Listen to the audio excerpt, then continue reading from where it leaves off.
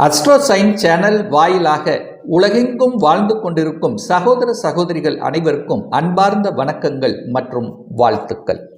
இன்றைய பதிவு தை மாத ராசி பலன்கள்.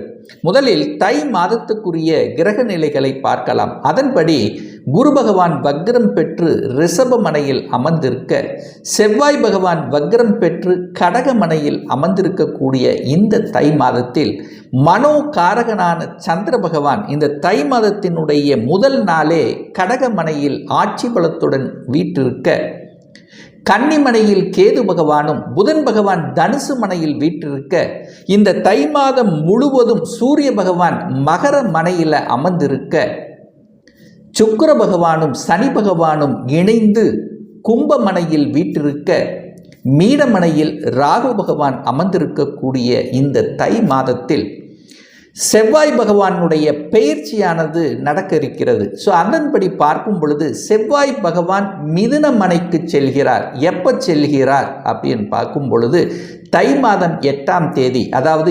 21/1/2025 அன்று செவ்வாய் பகவான் மிதுன மனைக்கு பயிற்சியாகிறார். அதே போல தை மாதம் 11ஆம் தேதி, அதாவது 24/1/2025 அன்று புதன் பகவான் மகர மனைக்கு பயிற்சியாகிறார். அதே போல சுக்கிர பகவானுடைய பயிற்சியும் இந்த தை மாதத்தில் நிகழ இருக்கிறது. அதன்படி பார்க்கும் பொழுது தை மாதம் 15ஆம் தேதி 28/1/2025 அன்று சுக்கிர பகவான் எங்கே போய் அமர்கிறார் அப்படின்னா மீனமனையில் போய் அமர இருக்கிறார்.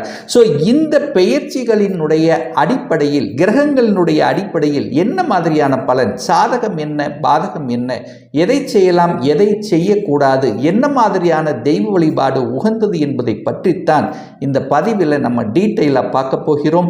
அதற்கு முன்னால் நம்முடைய சேனலை ஃபர்ஸ்ட் டைம் நீங்கள் பார்ப்பவர்கள் என்றால் மறக்காமல் சப்ஸ்கிரைப் பண்ணிக்கிங்க.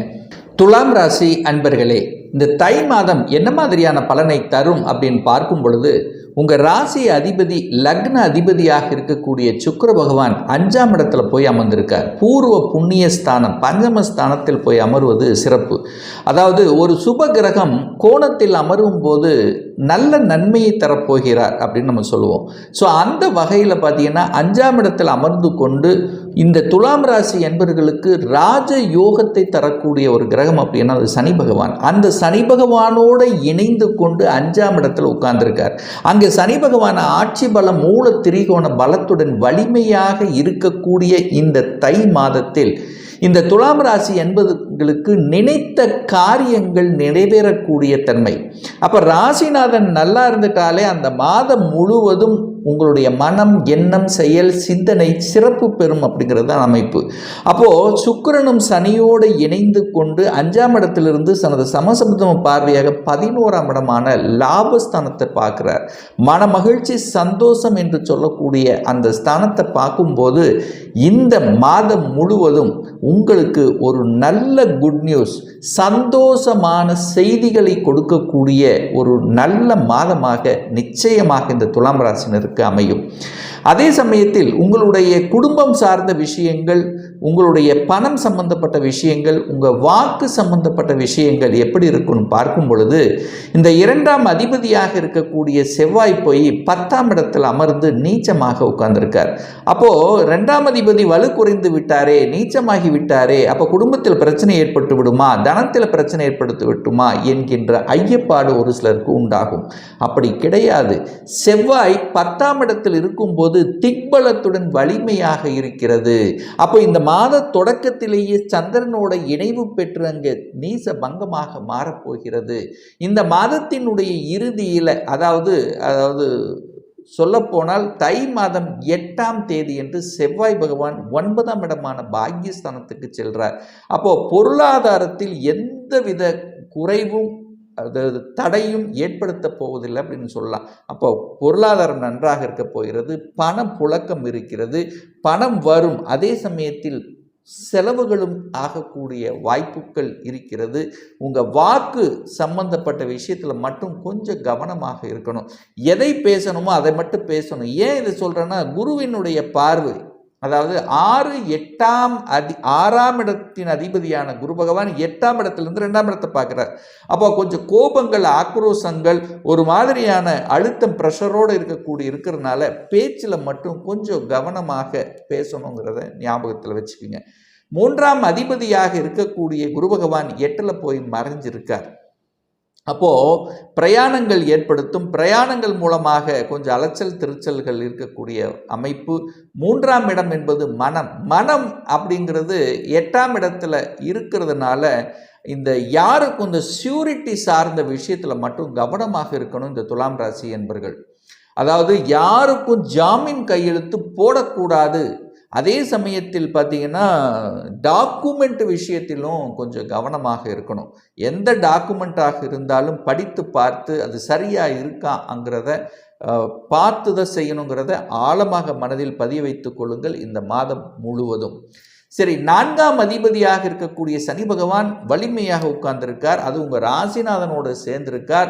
அங்கே 4ஆம் இடத்துல சூரியனும் வந்து அமர்ந்திருக்கார். லாபாதிபதியாக இருக்கக்கூடிய சூரியனும் அமர்ந்திருக்கிறது ஒரு நல்ல அமைப்பு. சுகஸ்தானம் வலுப்பெறப் போகிறது. சுகஸ்தானத்துக்கு தேவையான அத்தனை முயற்சிகளும் நீங்கள் எடுப்பீர்கள். ஒரு வீடு வாங்கிறது, வண்டி வாகனம் வாங்கிறது. ஸோ இந்த மாதிரியான விஷயத்தில் சில தடைகள் கொடுத்து கொண்டிருந்த விஷயங்கள் இப்போ அகலப்போகிறது. வீடு வாங்கக்கூடிய யோகம் இருக்குது அப்படின்னு சொல்லுவேன். ஏன் இதை ஸ்ட்ராங்காக சொல்கிறேன் அப்படின்னா, அந்த 4ஆம் அதிபதியாக இருக்கக்கூடிய சனி பகவான் சுக்கிரனோட இணைந்திருக்கிறார். சுக்கிரனுங்கிறத வீட்டுக்கு காரக கிரகம். அப்போ ஸ்தான கிரகமும் கார கிரகமும் இணைந்து 5ஆம் இடத்துல இருக்கிறது ஒரு நல்ல அமைப்பு. அப்போ உங்களுக்கு விருப்பப்பட்ட அழகான ஆசைப்பட்ட அந்த வீட்டை வாங்கக்கூடிய அல்லது வாகனத்தை வாங்கக்கூடிய யோகம் என்பது நல்லா இருக்கு. படிப்பு சார்ந்த விஷயத்திலும் நல்லா இருக்கும். குழந்தைகள் நல்ல படிக்க போகிறாங்க, நல்ல மார்க் வாங்க போகிறாங்க. அதுக்கான பிளான், அதாவது அந்த அந்த ஒரு கோர்வை அப்படின்னு சொல்லுவோம் பார்த்தீங்களா, இது வரைக்கும் மறந்து போயிடுச்சு, ஒரு படிப்பில் மந்தமாக இருந்தது, ஒரு டல்லாக இருந்தது, மறதி மாதிரியே இருக்குது. அப்போது ஒரு ப்ரெஷர் போட்டிருந்த விஷயங்கள் இப்போ தெளிவு கிடைக்கக்கூடிய தன்மை, ஒரு டார்கெட் ஃபிக்ஸ் பண்ணி படிக்கக்கூடிய அமைப்புங்கிறது நல்லா இருக்குது. படிப்பு விஷயங்கள் சிறப்பு இருக்க போகிறது. அதே சமயத்தில் சுக்கிரன் பார்த்தீங்கன்னா இந்த மாதத்தினுடைய இறுதியில், அது குறிப்பாக சொல்லப்போனால் தை மாதம் 15ஆம் தேதி சுக்கிரன் உங்கள் ராசிநாதன் உச்சமாக போகிறார். எங்கே? 6ஆம் இடத்துல. அப்போ ராசிநாதன் 6ஆம் இடத்துல போய் மறைகிறாரே என்கின்ற ஐயப்பாடு ஒரு சிலர் ஏற்படும். நிச்சயமாக இல்லை. சுக்கிரன் அந்த இடத்துல உச்ச பலத்தோடு இருக்கார். சுக்கிரனுக்கு 6ஆம் இடத்தில் மறைவு கிடையாது. 3ஆம் இடம் 8ஆம் இடம் மட்டும்தான் மறைவு. 6 12 மறைவு இல்லைங்கிறதுனால நிச்சயமாக உங்கள் ராசிநாதன் நல்லதாக இருக்க போகிறார். வீடு வாங்குறது, வண்டி வாகனம் வாங்குறதுக்கு இந்த மாதம் உகந்த மாதம் அப்படின்னு சொல்லலாம் இந்த துலாம் ராசி அன்பர்களுக்கு. சரி, இந்த திருமணம் சார்ந்த விஷயங்களில் சில தடைகளை கொடுத்து கொண்டிருந்த இந்த துலாம் ராசி என்பவர்களுக்கு இப்போ தடை நிவர்த்தியாக போகிறது அப்படின்னு சொல்லலாம். ஏன் தடை நிவர்த்தியாக போகிறது அப்படின்னா, இந்த 7ஆம் அதிபதியாக இருக்கக்கூடிய செவ்வாய் நீச்சமாகி சில தடைகள், நீச்சம்னு என்ன, தியானத்தில் இருப்பதை போல ஒரு தடை, ஒரு தாமதம் ஆகி கொண்டிருந்த விஷயங்கள் இப்போ இந்த மாதம் 8ஆம் தேதிக்கு அப்புறம் அது வலுப்பெறப் போகிறது. என செவ்வாய் பகவான் 9ஆம் இடமான பாக்கியஸ்தானத்தில் போய் அமர்கிறார். அப்போ திருமண பாக்கியம் என்பது நிச்சயமாக இந்த துலாம் ராசி என்பவர்களுக்கு உருவாக போகிறது.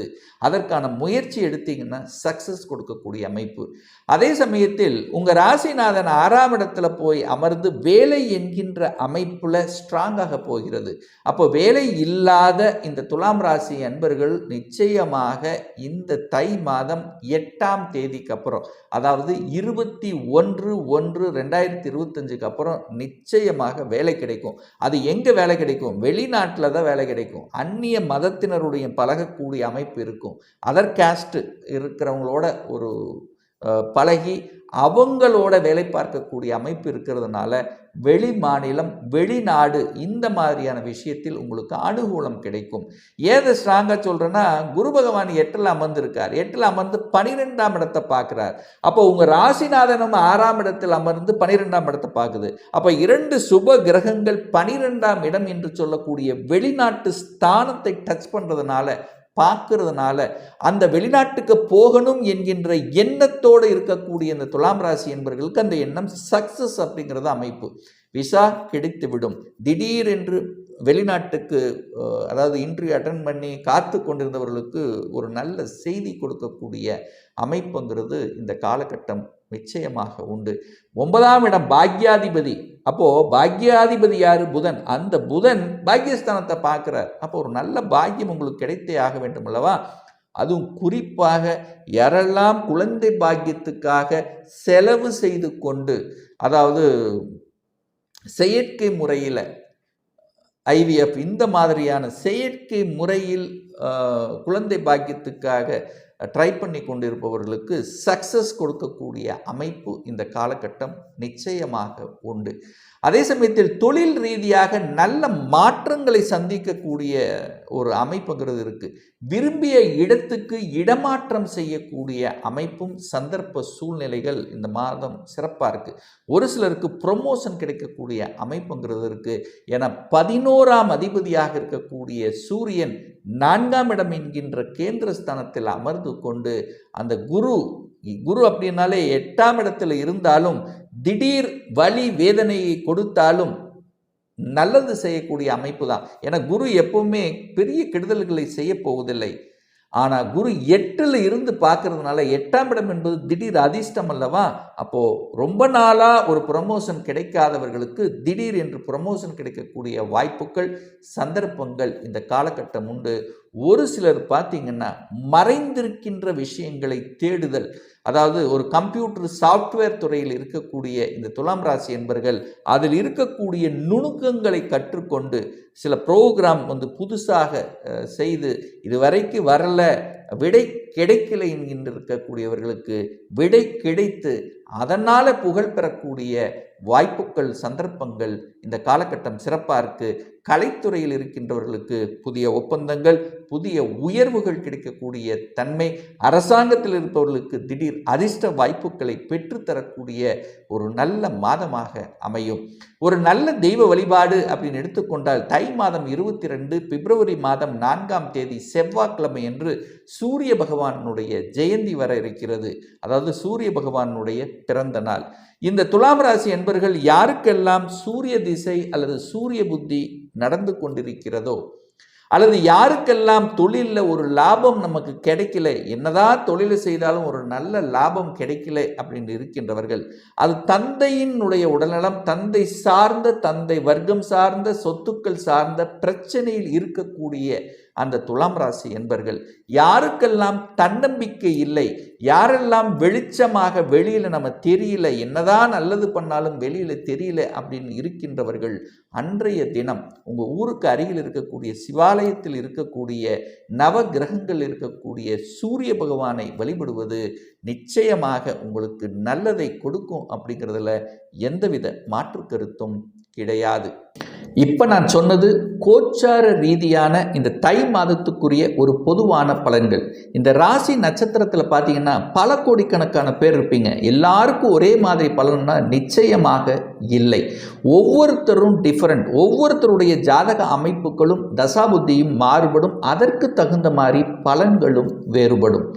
ஒரு துல்லிய பலன் வேணும் அப்படின்னா உங்கள் ஜாதகத்தில் கிரகங்கள் எப்படி இருக்கு, என்ன ஆதிபத்தியம் பெற்றிருக்கு, எந்த டிகிரியில் இருக்கா, கோச்சாரம் எப்படி இருக்கு, நடப்பு தசா புத்தி அந்தரம் சூட்சமம் வாயிலாக நீங்கள் கேட்கக்கூடிய எந்த கேள்வியாக இருந்தாலும் இந்த 2025 சொந்த தொழில் செய்வதற்கான விதி கொடுப்பினை நம்முடைய ஜாதகத்தில் இருக்கா, அப்படி இருக்கக்கூடிய பட்சத்தில் எப்போ நம்ம சொந்த தொழிலை ஆரம்பிக்கலாம், என்ன கோர்ஸ் எடுத்து படித்தால் நமக்கு வெற்றி கிடைக்கும், எப்போ நமக்கு ப்ரமோஷன் கிடைக்கும், இதுவரைக்கும் திருமணம் அமையவில்லை, எப்போதான் நமக்கு திருமணம் நடக்கும், எப்போ நமக்கு வீடு கட்டக்கூடிய யோகம் இருக்கிறது, எப்போ நமக்கு குழந்தை பாக்கியம் கிடைக்கும், இது போன்ற கேள்விகளுக்கு துல்லியமான பதிலை நம்மால் கூற முடியும். ஒரு பர்சனல் கன்சல்டேஷன் எடுத்துக்கணும், அதாவது சுய ஜாதகம் பார்க்கணும் என்று விருப்பமுடைய அன்பர்கள் டிஸ்பிளே தெரியக்கூடிய நம்பருக்கு வாட்ஸ்அப் மூலியமாகவோ ஃபோன் கால் மூலியமாகவோ தொடர்பு கொண்டு அப்பாயின்மெண்ட் பெற்றுக்கொண்டு கன்சல்டேஷன் எடுத்துக்கலாம். நிச்சயமாக இந்த பதிவு ஏதாவது ஒரு ரூபத்தில் உங்களுக்கு யூஸ்ஃபுல்லாக இருக்குங்கிறதுல எந்தவித மாற்று கருத்தும் கிடையாது. நம்முடைய சேனலை நீங்கள் ஃபர்ஸ்ட் டைம் பார்ப்பவர்கள் பார்த்தவர்கள் என்றால் மறக்காம சப்ஸ்கிரைப் பண்ணிக்கிங்க. பக்கத்தில் இருக்கக்கூடிய ஆல் பட்டன் நோட்டிஃபிகேஷனை கிளிக் பண்ணும்போது நான் போடக்கூடிய அடுத்தடுத்த பதிவுகள் உங்களுடைய நோட்டிஃபிகேஷனில் வந்து சேரும். இந்த ராசி நட்சத்திர நேயர்கள் அனைவரும் வாழ்க வளர்க வளம் பெறுக என்று எனது வாழ்த்தினை தெரிவித்துக் கொண்டு விடைபெறுகிறேன். நன்றி, வணக்கம், வாழ்த்துக்கள்.